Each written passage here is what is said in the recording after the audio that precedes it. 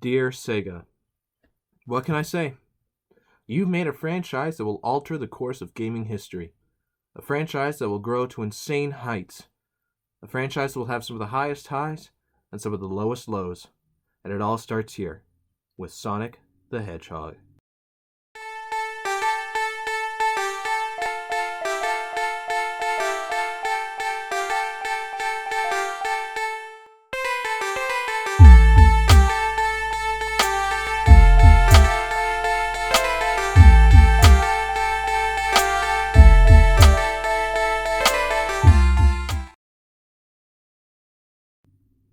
Sonic 1, the start to what will become the second biggest gaming icon right behind Mario, Sonic was Sega's big fuck you to Nintendo at the time. With the release of their new console, the Sega Genesis, they really wanted to nail home that Sega does what Nintendo don't. Not only that, but they wanted a mascot as recognizable as the Italian plumber himself. What did we get? Well, after a one-night stand between a hedgehog and a bottle of blue Gatorade, we got Sonic the Hedgehog. While on the surface it appears to just be another platformer, this game is different from the competition. Sonic had something that the others didn't, and that was his speed. When the level design wants to, Sonic can go at high speeds across the level. Keeping this momentum is key and the reason the series even exists. If it wasn't for this core gimmick, Sonic would have died long ago. This does not stop the game from being absolute bullshit, however. But let's talk the story.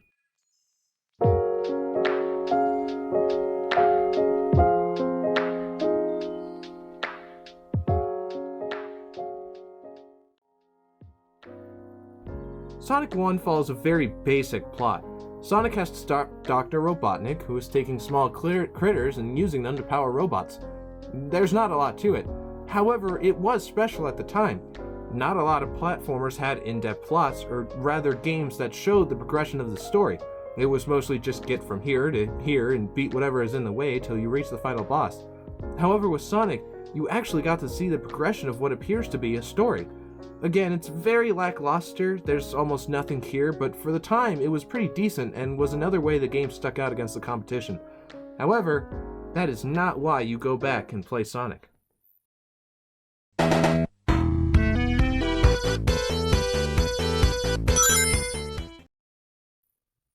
Sonic 1 was made in an era where games just weren't as complex, unless you were a fighting game.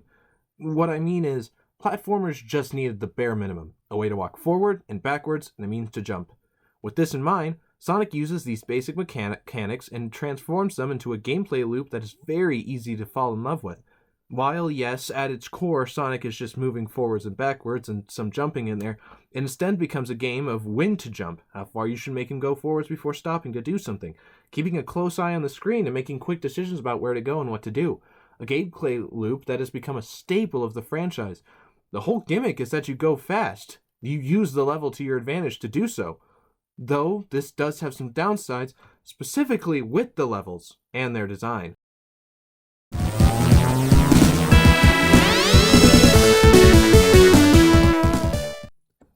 Holy fuck. This is where Sonic 1 fucking dies. I'm sorry, but the level design past Green Hill Zone Act 1 is just fucking awful. For a game being advertised as going fast, it sure does love to go really, really fucking slow. I mean, hell, right after Green Hill is Marble Zone. A zone where you literally have to wait on fucking blocks and moving pillars which can take forever to fucking move. Along with this, the introduction of classic Sonic bullshit can be found. Picture this. Somehow, in these slow-ass levels, you've managed to actually go fast. It feels amazing, right? Soak it in. Because you're about to get fucked. In 5 seconds, you're either going to run to spikes, an enemy, or a bottomless pit. No, there was no warning, and no, unless you have the stage memorized, you will get hit and or die to these obstacles. The game punishes you as much as it rewards you for going fast. Why? Why make an entire gimmick but then punish the player for trying to achieve said gimmick? A gimmick, mind you, that you've already made extremely hard to achieve in the first place. This isn't to say all the levels are bad, but it's just too common to get fucked in the ass by shit you never even saw coming. Of course, this is just something, myself included, that all Sonic fans come to expect and love from this franchise. So while it is fucking stupid, it's what makes Sonic, Sonic. You know what else makes Sonic, Sonic? Getting annoyed to some sweet fucking music. Sega! Sega! Sega! My god, what a way to start a franchise. I mean, come on, with such bangers as these, it's no wonder people plowed through the bullshit. I know I did. Playing through the stages, listening to great music, finally getting towards the end of the stage, and not just questioning what it's going to be next, but also wondering what's going to fill your ears. It's common knowledge by now that Masato Nakamura, a name that I have completely butchered, scored the game as if he was scoring a film, something that can be felt throughout every track in the game. This would be the start to something that would never end. Sonic games and great soundtracks. However, it wasn't just the soundtrack that hit it out of the park, it was also the sound design. Each bounce and hit of an object just rings in your ears. The rings themselves is such an iconic sound that everybody who's a Sonic fan has it memorized, knows it on a dime. These are just things that make the game better.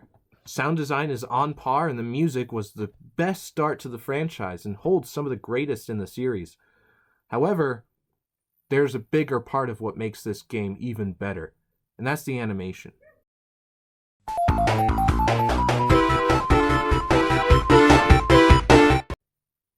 Keep in mind, the bar is very low, alright? It's the 90s, animation isn't top priority. I mean, Mario looked like fucking this.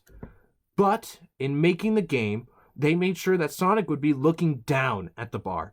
The animation had to be dealt with carefully. If done wrong, your entire gimmick is ruined, therefore your game is ruined. Thankfully, they got it first try. Sonic just feels good to control, something not usually felt throughout these early platformers. He feels like he is actually gaining speed. You can sit and watch as Sonic actually gets faster, not just in the fact that your small little shit sprite of a character is going past the walls of your TV screen, but also in how he looks. He looks like he is just speeding on by as if he has not a care in the world. It's amazing. Not to mention, the little animations that play when you put the controller down for too long, God, they put so much into the small little critter. Keep in mind, this is what the competition looked like at the time. Now look at this. This is crazy.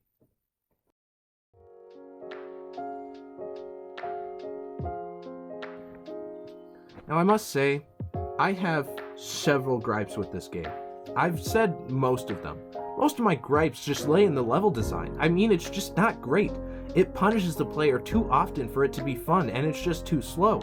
It doesn't utilize Sonic's speed in any capacity. I just feel like I'm slogging through something awful. It sucks. But like I said, at least the music is good enough. It keeps the player motivated to go, and the story as well. The fact that there's a story to begin with to keep the player motivated is more than enough. Especially during this era when stories were now stunningly becoming a thing in video games. For the longest time they were, but it was stuck to mainly a specific type of game, but now it's branching out, and it's amazing. So, yeah, in conclusion, Sonic 1, despite its flaws, was an explosive start to a franchise that would survive through things not even I could recover from. Its gimmick being one that people loved showed Sega that they actually had something here. Sega, you've done something big here. There's just a few flaws, but otherwise I expect big things from the sequel. Don't fuck it up.